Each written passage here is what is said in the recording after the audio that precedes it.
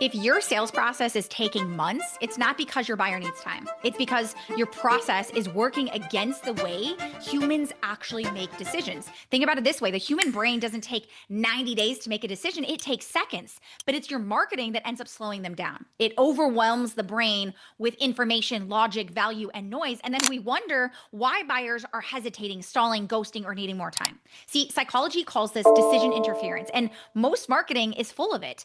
Every extra email, case study, or helpful touch point ends up feeding hesitation instead of eliminating it, accidentally turning buying from you into a research project instead of an easy yes. Your buyers aren't slow, your process is. So the real lever to speed up conversions isn't pressure, persuasion, or piling on more value. It's designing a sales experience that lets the brain do exactly what it already wants to do: decide quickly, cleanly, and with certainty. So if you want decisions to happen fast, you can't fight the brain. You have to mirror it.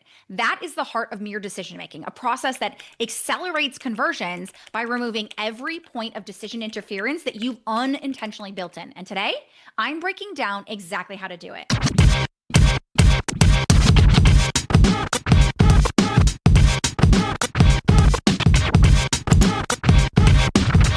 Now, hey, and welcome back to the Business Real Talk, where we cut the fluff and show you the no BS way to build a successful and sustainable business in half the time. Now, I'm Echeverria, and if you're new here, this show is for established business owners who are sick of basic advice and ready for strategies that actually move the needle. Now, last week, we dug into the commoditization trap, how even the most talented, credible, established businesses end up getting compared, underpriced, and overlooked, not because they aren't good, but because the market can't see the difference that actually matters. And we talked about what happens when your business lives in a category that already exists, when you are automatically forced into comparison, no matter how strong your results or how unique you think your framework is. You can be brilliant and still blend in. And once you're in that game, you're stuck in the slow lane of sales. Long cycles, stalled buyers, endless nurturing, and people shopping around instead of choosing you. So today, we're building on that, because even when you escape the commoditization trap and become incomparable, you need a sales process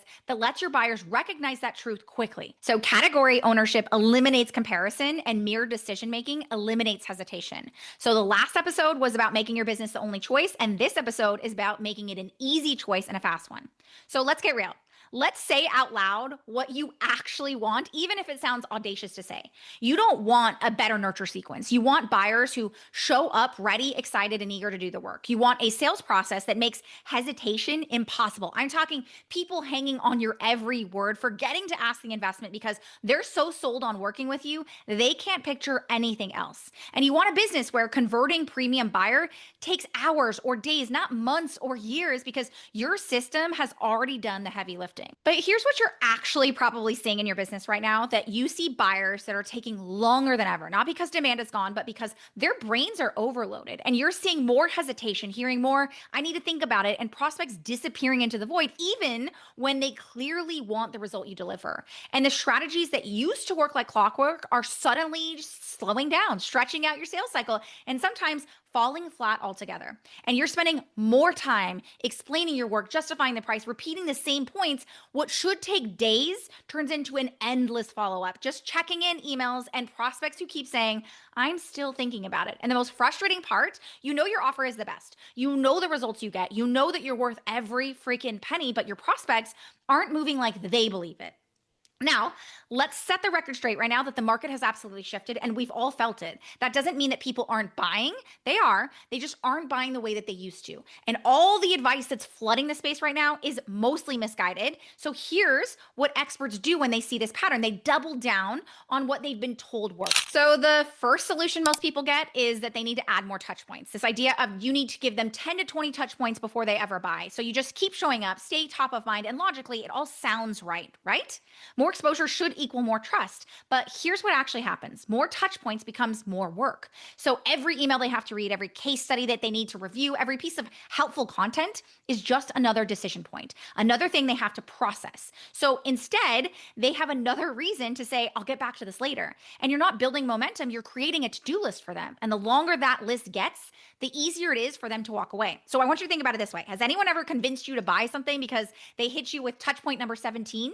No, because humans don't decide because of volume. We decide because something finally makes sense. Now, the second solution is to dump more information on them. So if they're hesitating, they must not understand the value. So you send them the 47-page case study, the ROI calculator, every testimonial you've ever gotten, all the proof points, because if you can educate them, it'll create confidence. But here's the problem. You're not actually solving their hesitation. You're burying them in homework. Buyers are drowning in information right now. And the issue isn't that they don't have enough proof. It's that they have too much information to process. So instead of clarity, you're creating analysis paralysis. Now, the third solution is to create urgency and close hard. Get them on a call, build FOMO with scarcity, use countdown timers, limited spots, close them before they overthink it. The logic is that urgency forces action. And sure, this can work sometimes, but it often brings out the worst clients who felt like you forced their hand, the ones who issue chargebacks, who drag their feet and never do the work, all because they weren't actually ready to buy. Or you see the 5-minute VSLs or the catchy ads that promise you 100K months, but you can only learn how on a call. Now, all of these are urgency makers that make it feel manipulative and only trigger resistance. And the fourth and final one that's built to solve this is trust building offers, aka the essential model dupe.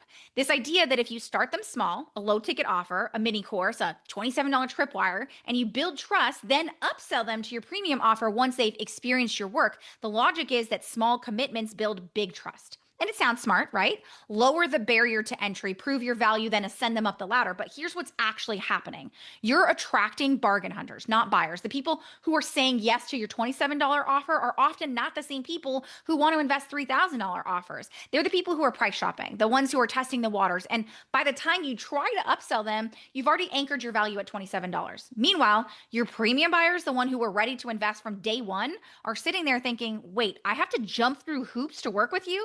So you've accidentally trained your market to wait for the cheap option instead of positioning yourself as the premium choice from the start. Now, logically, all of these things start to make sense, right? More touch points should build more trust. More information should create more confidence. Pressure and urgency should force faster action, and smaller offers should lower the barrier of entry. All of these solutions do one thing. They overload your buyer. So instead of working with their brain, you're working against it, forcing them to process endless information, compare options, and resist pressure. Now, when the brain works harder, it doesn't speed up, it shuts down. Think about the last time you tried to pick a show on Netflix. With 10,000 options, you spent 20 minutes scrolling, reading descriptions, watching trailers, and then ended up giving up and rewatching The Office. That's decision fatigue. And decision fatigue kills speed because when the path isn't clear, the brain defaults to not yet. So you keep following up, you keep sending more, you keep trying harder, and they keep stalling because you've trained their brain that deciding is work. That's why the answer to actually accelerating conversions isn't more touch points. It's not even more information or more pressure. It's mirroring how buyers naturally decide. So what does it actually mean? How do we create a space where we can mirror how buyers naturally decide? That means that you stop designing your sales process around what you want them to do and start designing it around how their brain is already wired to move from interested to sold. So you're not forcing a path, you're clearing it. That's what I call mirror decisions. And it comes down to 3 core principles. The first one is targeting buyers and not window shoppers. Now, here's the uncomfortable truth that most experts don't want to hear. Not everyone who's interested is actually a buyer. Okay. When you try to convert curiosity seekers with the same process that you use for serious buyers, you're ending up diluting everything. Your messaging gets watered down to appeal to everyone. Your sales process, it gets longer because you're spending all this time convincing people who are actually never ready to buy. And your premium buyers, the ones who were ready from day one, get frustrated because they have to wade through a process that's designed for people who aren't serious. This is where most sales processes ended up breaking down before they even begin. Because when you're talking to window shoppers, no amount of nurturing, information, or follow-up will turn them into buyers. You're just burning time, energy, and momentum.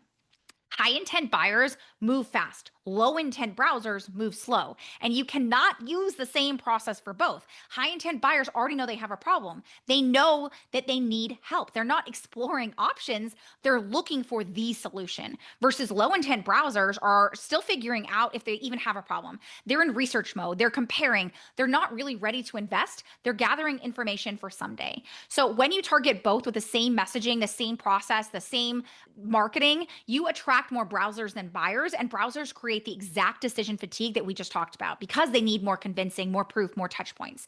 Buyers, on the other hand, they move when the path is built for them.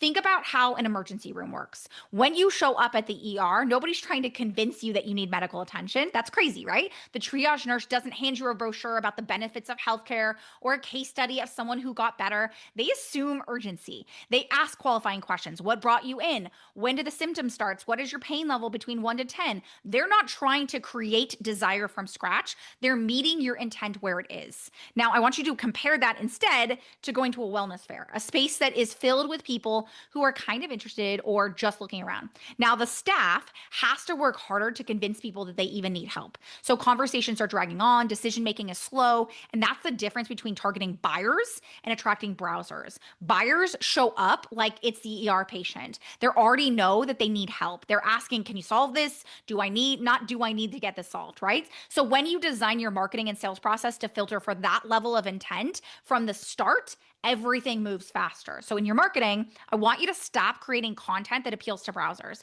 Start creating content that speaks directly to people who already know they have the problem and are actively looking for a solution. So your messaging should filter and not attract everyone. Using language that signals this is for the people who are ready to move, not for the people who are just thinking about it. So let me give you an example. Instead of 5 reasons why you should take your gut health seriously, which focuses on convincing language, we speak to high intent DNA, desires, needs, and action. So the reverse of that is here's how to get a flat belly and debloat in 15 minutes a day without taking more probiotics. I'm addressing their desire, their need, and their current actions. And the bottom line is when you start targeting buyers from the very start, everything moves faster. Your messaging resonates deeper. Your sales conversations are shorter. Your close rates go up because you're not trying to convince people who aren't ready.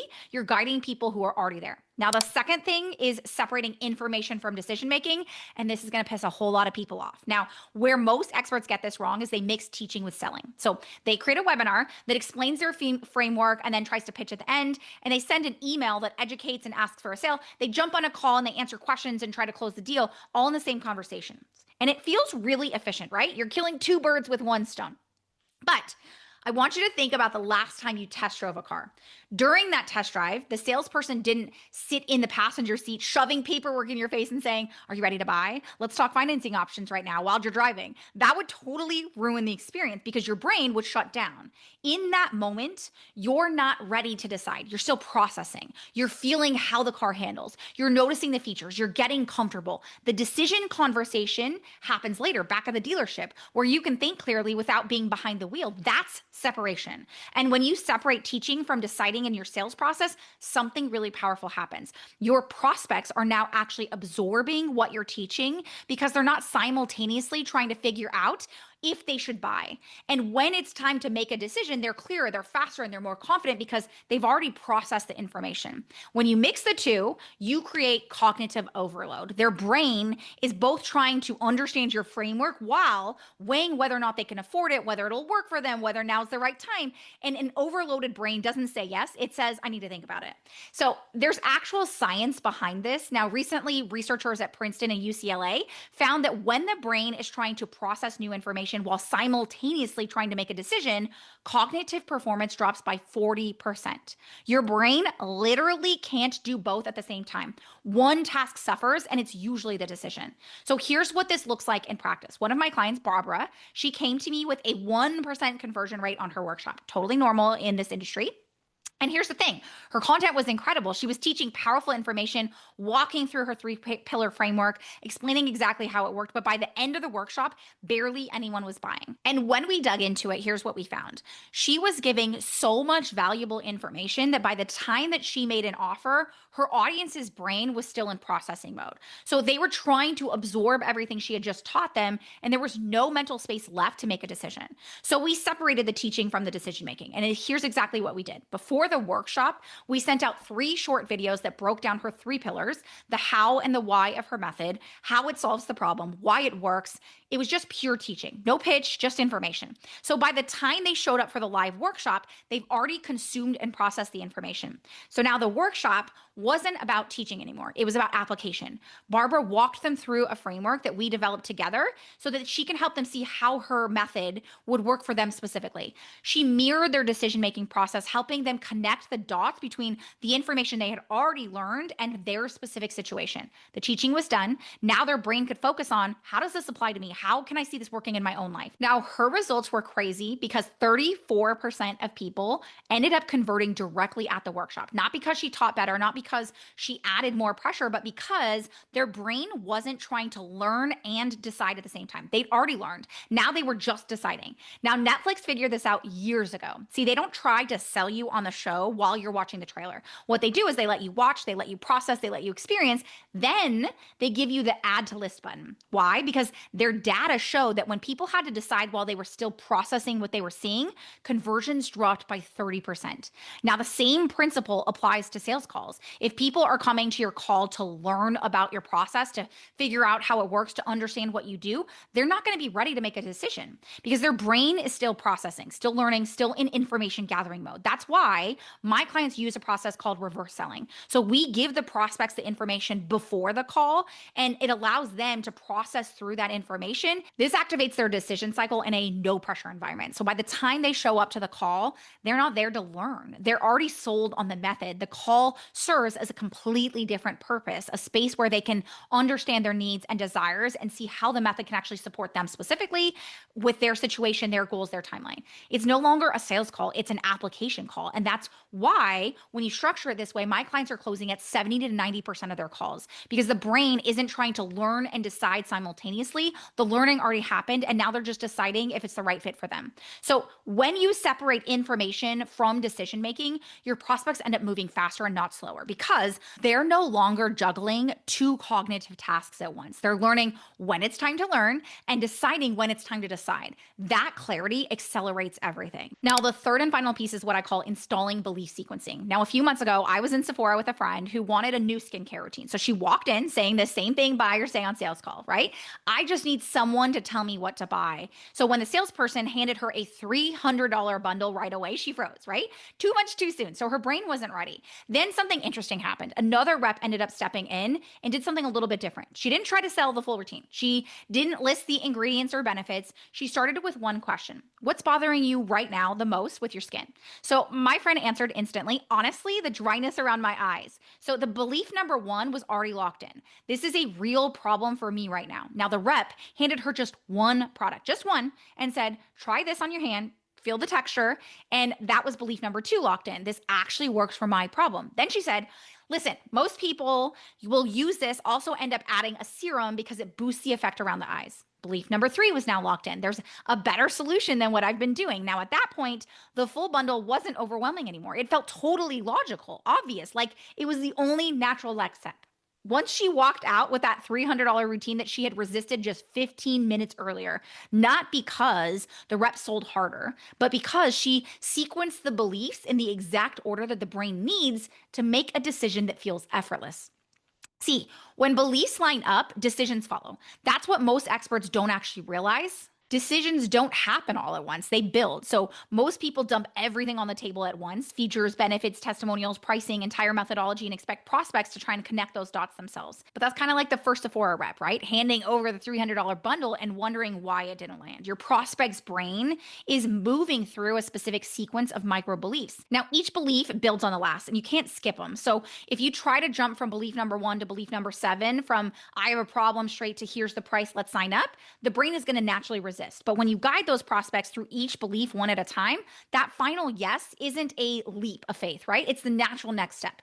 This is why when people ask me, why does my bingeable decision work so well? I explain that it's not just content that's strewn together, it's content that's built around belief sequencing. Think of it like this. If I ask you what you're going to make for dinner tonight, your brain is automatically going to go through a cycle to come to that decision. So you're going to ask yourself questions like, what do we have in the fridge? How much time do I have after picking Jimmy up from soccer? And what did we have last night? Because I don't want to make something too similar. See, your brain is processing through those things in 0.2 seconds, and you can come to a quick decision to make marry me chicken casserole. Now, that cycle repeats itself every single time you make any decision, big or small. So if someone asks you if you want to invest in their program, your brain is going through the same cycle. Now, the only difference between deciding if you should invest in that program or what you should make for dinner tonight is how easily that information is processed through. So if your brain has to stop to search for that information, it slows things down. If there's too much information to try and figure out what to keep and what to disregard, things stop.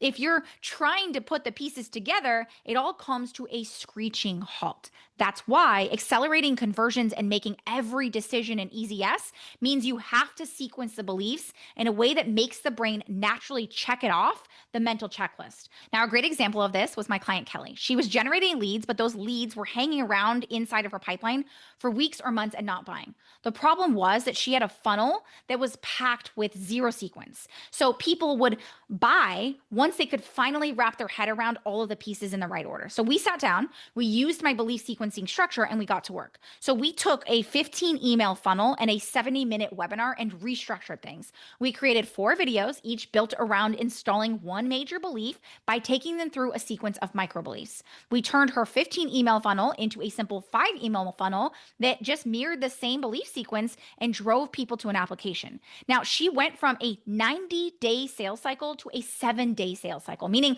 on average, it took people 7 days to meet and buy from her.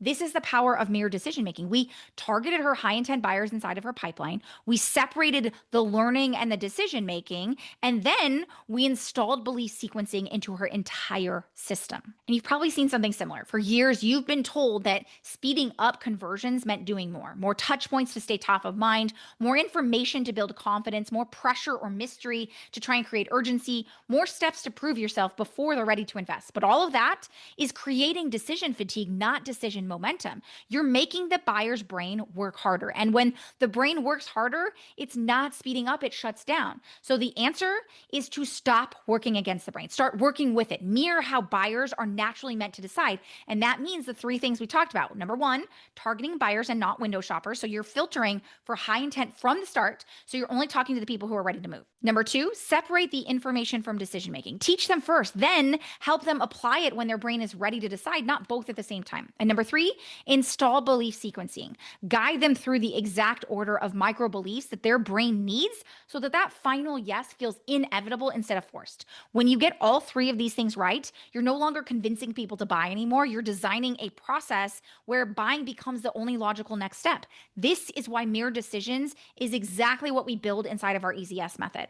So let me break down for you, because the reality is you can have the best offers, the most experience, the strongest results, but if your system isn't designed to work with how buyers naturally make decisions, you're going to be chasing, convincing, and waiting. And let's be honest, nobody actually wants that. So let me break down for you how the Easy Yes method fixes that and how it actually gets your method to sell itself. The first step is winning the market. See, your best clients aren't out there comparing options, and they're not looking for the best deal. They're looking for the one breakthrough that makes them stop scrolling and say, oh my gosh, this is it. This is what I've been waiting for. That is your innovation gap methodology. It positions you as the only solution in your space because it quite literally creates your category defining theory and your methodology that makes your value instantly known, and people end up investing without hesitation. Now, the second piece of the puzzle is turning your methodology into a bingeable decision system. So I want you to think about how Netflix doesn't just hope that you keep watching. They design every single episode to pull you into the next one until hitting continue watching is automatic. That's what the bingeable decision system does. It does that inside of your sales process by getting your leads to move through it like they're binging their favorite show. They sell themselves at every step because we've built this around mirror decisions. So we're actually allowing them to install the beliefs in the exact sequence that their brain needs. So you're no longer chasing, no months of I'll think about it, just a system that turns interest into inevitable yeses. Now, the third and final step is delivering results that actually turns your clients into raving fans. Now, the happy client machine makes sure that your clients don't just buy, they succeed at scale without everything falling back on you. So they're ending up getting world-class results and your reputation skyrockets because those clients become your best salespeople, bringing in more high-intent buyers without you doing any extra marketing. That's the easiest method. It aligns your positioning, your systems, and your delivery so you dominate your market, attract premium clients on autopilot, and scale predictably. So if you're sitting here thinking, okay, I see where my sales process is creating friction instead of momentum, and you want to actually be able to fix this, here's what I want you to do.